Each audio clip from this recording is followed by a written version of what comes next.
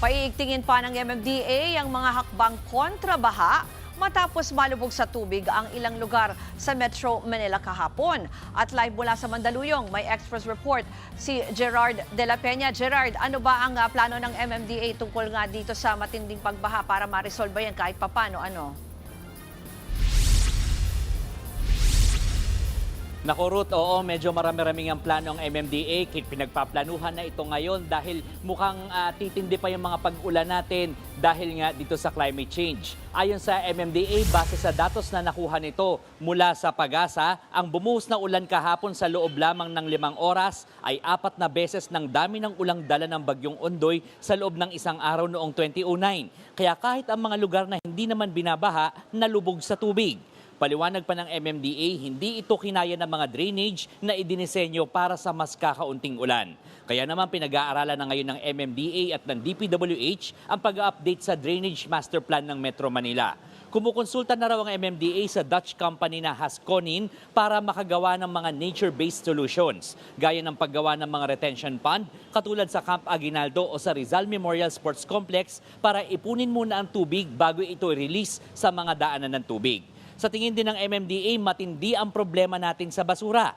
Kaya gagawa na raw ito ng technical working group kaugnay ng mungkahing single ticketing system para sa mga nagkakalat at illegal na nagtatapon ng basura. Sa ganitong sistema, pag bumulta ₱1,000 ang mga mahuhuling nagkakalat, maski sa ang lungsod pa mahuli.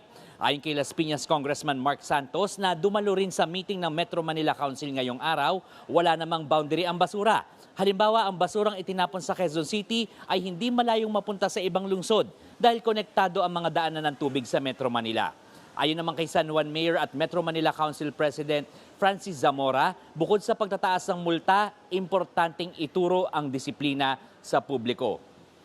Ruth, aminado naman ng MMDA na mauulit at mauulit yung pagbahang naranasan natin kahapon. Kaya naman nakikipag-coordinate raw ito sa DPWH at saka sa mga lokal na pamahalaan para makagawa ng karapatang aksyon. Ruth.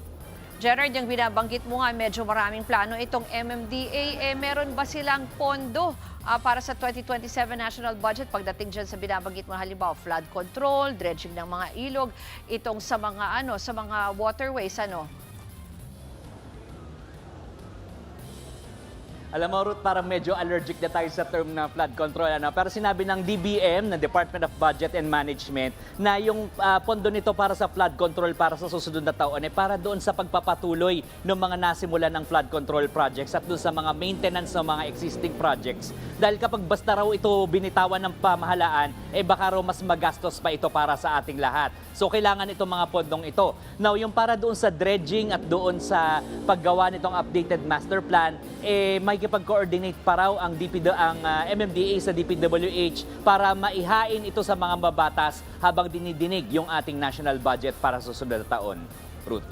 Yan po ang Express Report ni Gerard de la Peña live mula sa Mandaluyong. Mga kapatid, Ruth Cabalco, para sa mabilis na pasada ng mga balitang dapat niyong malaman, mag-follow at mag-subscribe sa social media pages ng News 5.